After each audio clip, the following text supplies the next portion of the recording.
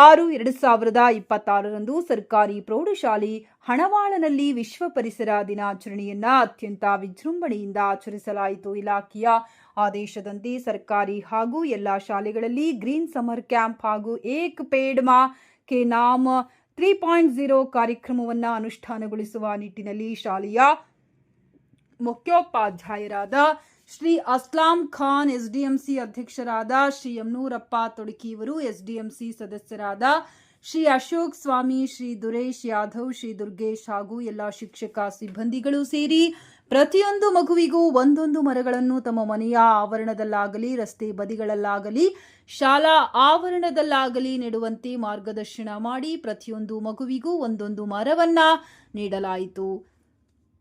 ಎಲ್ಲಾ ಮಕ್ಕಳಿಗೂ ಶುದ್ಧ ಪರಿಸರ ಕೇವಲ ಮಾನವರಿಗಷ್ಟೇ ಅಗತ್ಯವಲ್ಲ, ಕಾಡು ಪ್ರಾಣಿಗಳು ಸಮಸ್ತ ಜೀವ ವೈವಿಧ್ಯಕ್ಕೆ ಶುದ್ಧ ಪರಿಸರ, ಶುದ್ಧ ಆಮ್ಲಜನಕದ ಅವಶ್ಯಕತೆ ಇದ್ದು, ಪರಿಸರ ಸಂರಕ್ಷಣೆ ಕುರಿತು ಶ್ರೀ ಯಮನೂರಪ್ಪ ತೊಡಕಿ ಎಸ್ಡಿಎಂಸಿ ಅಧ್ಯಕ್ಷರು ಮಾತನಾಡಿದರು. ಹೆಚ್ಚುತ್ತಿರುವ ತಾಪಮಾನವನ್ನ ಮಕ್ಕಳ ಗಮನಕ್ಕೆ ತಂದು ಪ್ರತಿಯೊಂದು ಮಗುವು ತಮ್ಮ ತಾಯಿಯನ್ನ ಗೌರವಿಸಿ ಪೋಷಿಸುವಂತೆಯೇ ಮರವನ್ನ ನೆಟ್ಟು ಪೋಷಿಸಬೇಕೆಂದು ಮುಖ್ಯೋಪಾಧ್ಯಾಯರಾದ ಶ್ರೀ ಅಸ್ಲಾಂ ಖಾನ್ ಅವರು ಕರೆ ನೀಡಿದರು.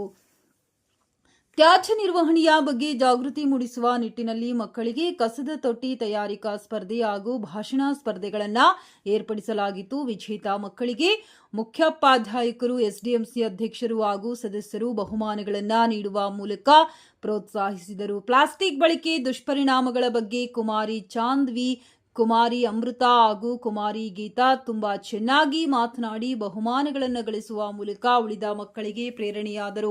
ಮಕ್ಕಳೇ ನಿರೂಪಣೆ ಮಾಡಿ ಆಯೋಜಿಸಿದಂಥ ಈ ಕಾರ್ಯಕ್ರಮವು ವಿಶ್ವ ಪರಿಸರದ ದಿನಾಚರಣೆಯಂದು ಮಕ್ಕಳಲ್ಲಿ ಪರಿಸರ ಜಾಗೃತಿ ಮೂಡಿಸುವ ನಿಟ್ಟಿನಲ್ಲಿ ಅತ್ಯಂತ ಪರಿಣಾಮಕಾರಿಯಾಗಿತ್ತು.